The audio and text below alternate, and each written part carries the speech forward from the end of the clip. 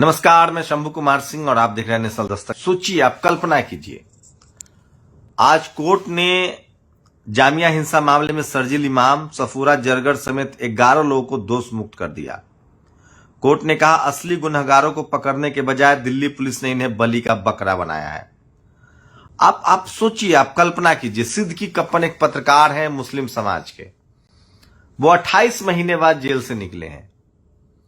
हम जैसे तमाम सोशल मीडिया के पत्रकार जो यूट्यूब चला रहे हैं, टेलीविजन चैनलों की नौकरी छोड़ के, उनके खिलाफ इनकम टैक्स, ईडी और रोज छापे की जांच, और उसके बाद जो उनके समर्थक हैं वो रोज गाली गलौज धमकी, पता नहीं चलता अगले पल कौन कहां कैसे हमला करेगा। ऐसा पहले था क्या? सोचिए, पहले आज के डेट में एक खबर बता रहा हूं हर्षद मेहता की। हर्षद मेहता पर आरोप लगाते थे, यहां तक कि मनमोहन सिंह की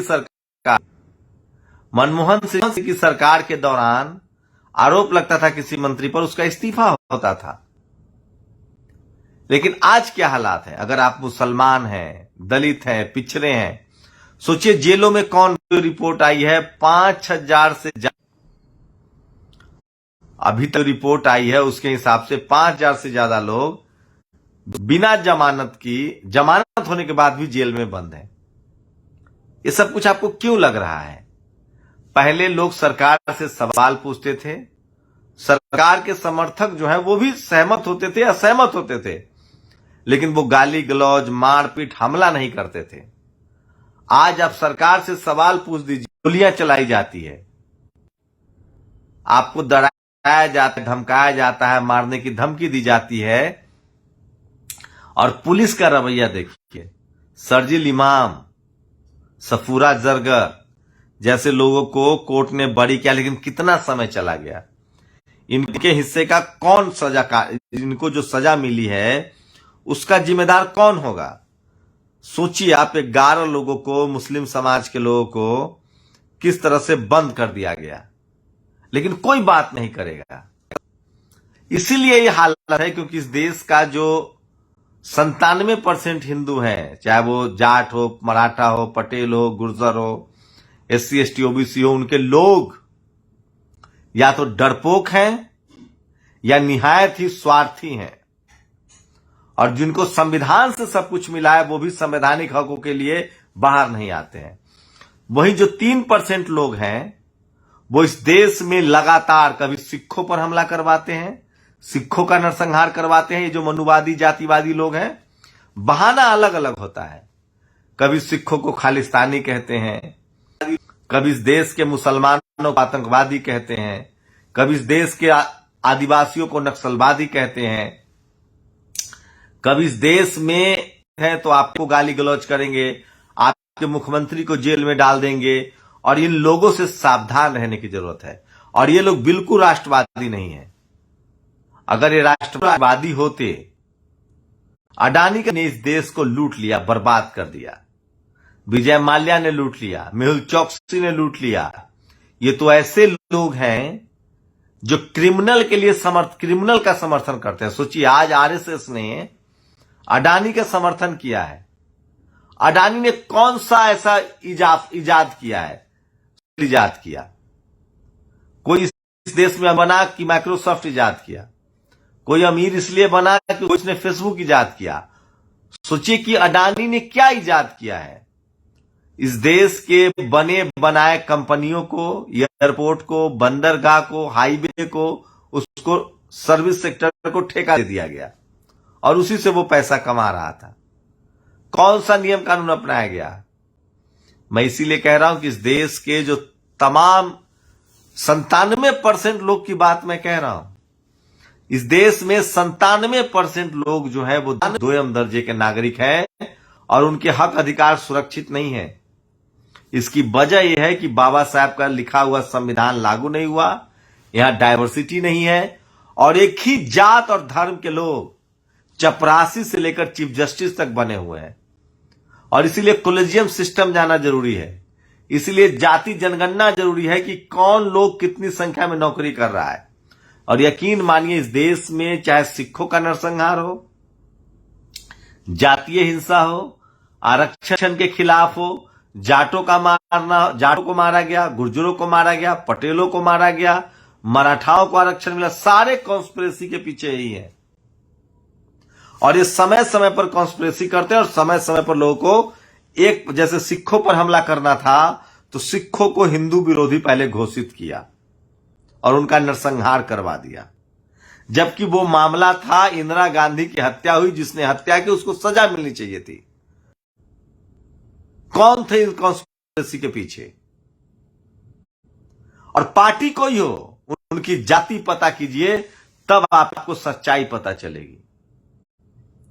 दलित समाज हो, पिछड़ा समाज हो, आदिवासी हो, मुसलमान हो, आज मुसलमानों के खिलाफ पूरे देश में हिंदुओं को एकजुट कर रहे हैं। इनसे पूछिए कि अल्लाह उपनिषद कौन लिख रहा था, इनसे पूछिए कि मुगलों कहा रहा था। आज जब इनको सोचिए, आजादी के पहले तक ये लोग जाति के नाम पर मजा ले रहे थे, मलाई खा रहे थे। जब इनकी संख्या कम हो गई तब ये हिंदू मुस्लिम करके मजा ले रहे हैं। इन जातिवादियों, मनुवादियों, ब्राह्मणवादियों से सावधान रहने की जरूरत है। कभी धर्म के नाम पर, कभी जाति के नाम पर, कभी क्षेत्र के नाम पर ये लोगों को लड़ाते हैं और सब पर बारी बारी से हमला करते हैं, क्योंकि इनके पास तमाम तंत्र है। इन्हीं का टीवी है, इन्हीं का अखबार है, इन्हीं के जज हैं, इन्हीं के वकील हैं, इन्हीं के प्रोफेसर हैं, इन्हीं के डॉक्टर हैं। यही सारी बात बोलते हैं। कर्मकांड भी यही फैलाते हैं। विज्ञान पर भी इन्होंने अपना कब्जा कर रखा है। एक भाई मारेगा, एक भाई बचाएगा, एक भाई कर्मकांड फैलाएगा, एक भाई विज्ञान की बात करेगा। और जब से बीजेपी आरएसएस से सत्ता में आई है, इनका खुला खेल फर्रुखाबादी। इनको लगता है कि ये कभी सत्ता से जाएंगे ही नहीं। ये समय समय पर रंग बदलते हैं। ये पहले, उससे पहले राजपूत राजाओं के, ये मुगलों के साथ थे, ये साहू जी, शिवाजी महाराज के साथ भी रहे, लेकिन पीठ पर चूड़ा मारा। सत्ता आती है तो सब पर अत्याचार करते हैं। ये देश विरोधी लोग हैं। ये जातिवाद फैलाते हैं, ये कर्मकांड फैलाते हैं, ये मनुवाद फैलाते हैं, ये ब्राह्मणवाद फैलाते हैं और ये इंसानियत के दुश्मन हैं। और ये बारी बारी से एक को मारना हो तो पहले सबको मिलाते हैं, फिर उस पर मारते हैं। दलितों के साथ जाति के नाम पर, पिछड़ों के साथ जाति के नाम पर, सिखों के साथ खालिस्तान के नाम पर, मुसलमानों के साथ धर्म के नाम पर ये बारी बारी से हमला करते हैं। इनसे सावधान रहने की जरूरत है। और इन्हीं लोगों की वजह से जब तक, और इसका एक ही सॉल्यूशन है, इसका सॉल्यूशन है संविधान। मैं दावे के साथ कह सकता हूं, न धर्म से रास्ता निकलेगा, न कोई हिंसा की जरूरत है, न कोई किसी तरह की जरूरत नहीं। इसका सॉल्यूशन है संविधान। और भारत का संविधान जो कहता है, डाइवर्सिटी की बात कहता है। यहां चीफ जस्टिस से लेकर चपरासी तक, media, judiciary, college, university, bureaucracy, खेल, तमाम जगह पर जब डाइवर्सिटी होगी, जब हर जाति और धर्म के लोग बराबर की संख्या में अपनी हिस्सेदारी करेंगे, तो इनकी मोनोपोली खत्म होगी और तब इनके अत्याचार को जवाब दिया जाएगा। सोचिए, टीवी, अखबार इनके कब्जे में है, जो मन में आया करते हैं। लेकिन अब जैसे मुगलों के दौर में ये सत्ता में कब्जा, इन्होंने कभी मुगलों से लड़ाई नहीं की। लेकिन जब अंग्रेज आए और जब उन्होंने सबके लिए स्कूल के दरवाजे खोले, तो इन्होंने अंग्रेजों के खिलाफ आंदोलन किया। तब फिर इनके पास टीवी, अखबार था। अब जब डिजिटल मीडिया आ गया है, जब सब अपनी बात बोल रहा है, तो ये लोग अब इसको बंद करने की कोशिश कर रहे हैं। सोचिए, इस देश में 3% लोग मजा मार रहे हैं और बाकी लोग द्वितीय दर्जे के नागरिक हैं, जिनको न्याय भी नहीं मिल रहा है। और इसकी वजह कोलिजियम सिस्टम। कोलिजियम हटाइए, डाइवर्सिटी लाइए, तभी आपको न्याय मिलेगा। और तभी कोई शर्जील इमाम, रोहित वेमुला, सफूरा जरगर नहीं होगा, तभी कोई लालू यादव नहीं होगा। आप लोग अपनी प्रतिक्रिया जरूर दीजिए। शुक्रिया। नेशनल दस्तक की आपसे गुजारिश है कि अगर इसको बचाना चाहते हैं तो नेशनल दस्तक को सब्सक्राइब करने के लिए रेड कलर के सब्सक्राइब बटन को दबाएं, फिर बेल आइकन की घंटी दबाएं। नेशनल दस्तक को बचाने के लिए बहुत जरूरी है कि हर खबर को शेयर करें, लाइक करें, कमेंट जरूर करें।